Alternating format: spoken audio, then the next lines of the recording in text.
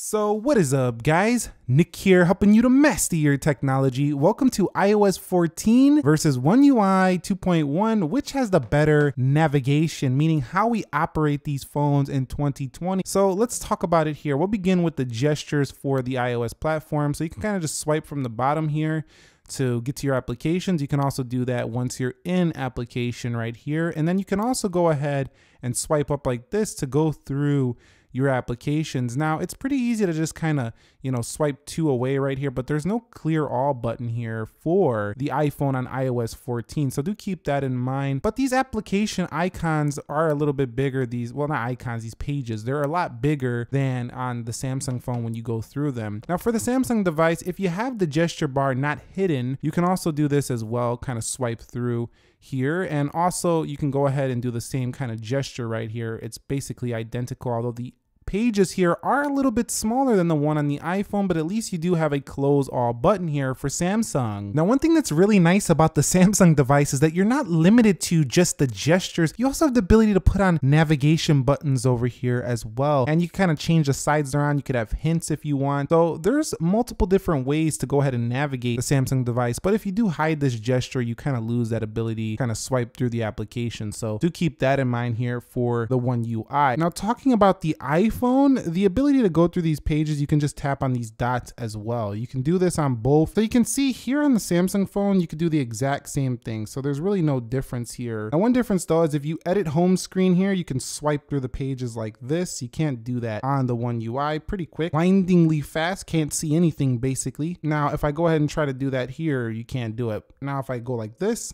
I also can't do that. I can still kind of just, tap on the dots, but I'm not able to hold down and swipe across like that. But I believe there's some launchers within Android that can go ahead and allow you to do that depending on the launcher you're on. Now this next one is how you kind of swipe back. So on the Samsung, you can go to any application and kind of just swipe out. Now on the iPhone, you could see we're in Instagram. If I swipe from the sides, it doesn't do that. But if you're in Safari, it does kind of have a back gesture in some applications as well. Let's go to Safari, for example, and I could go back like that. So it's pretty similar there. And so you can see you could kind of go back and go forward and go back and go forward and stuff like that. But with Samsung's phone, you can kind of swipe out of any app. So a little bit different in the way they work, but that's just a little quick gesture both of them can do. Now, swiping through the screens is basically the same on both phones, no difference there. But once you get all the way over, you start to see the app drawer. Now, personally, I've been really thinking about this, and I really hope Apple eventually adds the ability to turn this off if you don't want to use it. Now, I know it's a nice new feature, but I don't know about you, but I want the ability to turn it off if I don't like it, because I don't think everyone's gonna like the way this looks. Now, if you scroll up here, kind of just scroll up like that, you can go right to the app drawer. But here's the thing,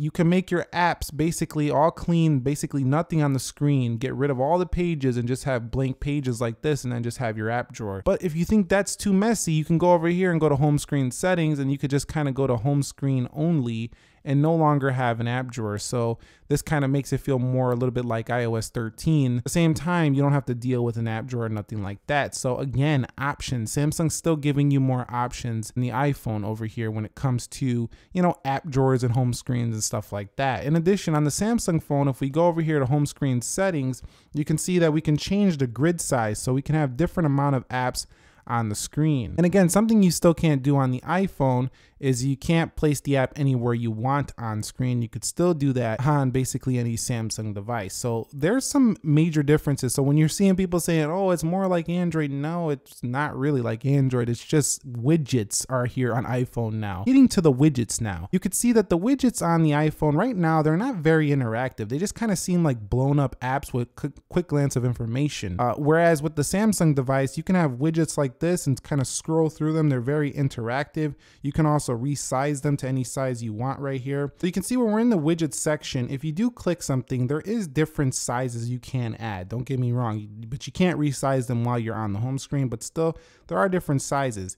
Now, when you're over here adding them on the Samsung phone, I think it's a little more intuitive to get to them, because instead of holding down an app, hitting edit home screen and going up to the plus sign, you just hold down anywhere on the screen and boom, you're right in the widgets right there. So, and also they kind of give you a preview on all of the widgets. So I do think that while it's a great first attempt for Apple, of course, they're going to be behind because Android's been doing this for years, widgets. So the widget selection is a lot larger here still it's on the Android phone, but I think Apple devices will catch up relatively quickly, but it's going to take a little bit of time. It's not going to happen right away. But again, they give you kind of a quick glance of different sizes and stuff you can do, but then it just turns into a bunch of apps here. Whereas with the Android phone, you can kind of see all of them. Now, both of them do have the ability to search widgets on both of them, which is nice. So you can kind of search to see if you have one. A lot of people have been asking about the clock widget. No, Apple does not have a clock widget yet. You can see typing the clock widget. That would be nice to see. As a clock widget, I think is one of the most downloaded widget apps on the Play Store. So people love having different clock widgets. So I like to see that come to the iPhones. Now on Samsung's phone, also you have theming options. You can really change out the thing here. And so you can see the way you add the widgets, you got to edit the home screen, hit the plus icon, versus the Samsung phone. It's just a little bit more, I would say more steps on the iPhone. Not that it's hard, it's just more steps. When it comes to navigating the control center, you just swipe down like that, and then you have all your controls. Whereas with the Samsung phone, you swipe down once for the notifications, once again for the quick settings. There's also a trick where you can use 2 fingers to just bring it down like that. Now, I like where the brightness slider is here on the Samsung phone. I also like how on the Samsung phone, you can go ahead and edit them right here. You can change the button order, you can place what's right there. Whereas with the iPhone, I think it looks a little cleaner. I do like the design a little bit more than these quick settings over here, but I would like to see a settings straight to the control center right in the control center itself, whereas you have to go in the settings, control center, and deal with it over here. So I'd like to see that in a future update, but you can now show the home controls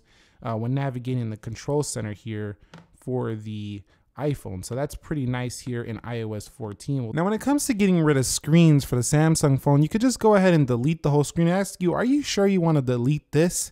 I'll say yes. Let's go ahead and delete this. Now for the iPhone, you'll go ahead and you'll hit edit home screen. You'll tap these, and then you can kind of hide the pages here, get them out of the way, and then they'll intelligently go over to the app library. Now, if we tap it again, we can bring that page back, but you also have the ability in settings to go over here to home screen, and you have the ability to add your new app straight to the app library, so they'll never have to clutter up your home screen. Now on the Samsung phone, they kind of already go in the app drawer, and then you kind of just swipe them over to the home screen. But on some certain vanilla versions of Android, like the Pixel, for example, it'll just start populating the home screen with the apps that you download. Now, if we go over here back to the home screen, if we want to get rid of the apps that are already on the home screen, we can go ahead, hit Apple Music, for example, and well, instead of removing the app, like deleting it fully, we'll just add it to the library, and now it's gone. So it's still a little more tedious. If you have some apps on the home screen, you got to get all of them over there in the app drawer or the app library if you don't want anything.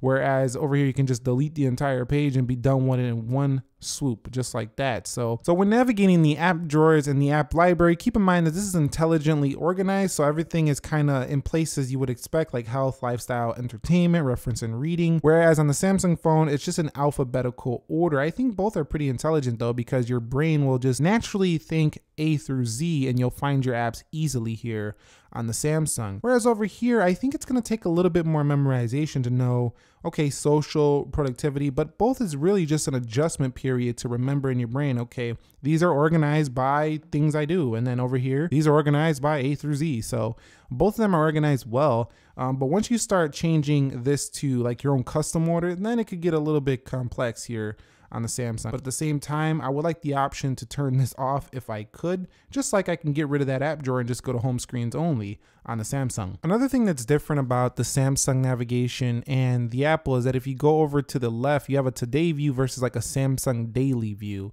Now, Samsung daily is like throwing a bunch of stuff at you, like news and stuff like that. You can also reorder it and get rid of it if you don't want that stuff there.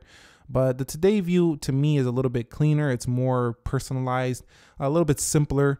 But at the same time, you have similar options. You swipe over to the left and you get at a glance information. Now you could turn it off here on a Samsung and never in your life have to look at it again. Whereas on the iPhone, you can't really turn that off. So again, Apple kind of putting that on you.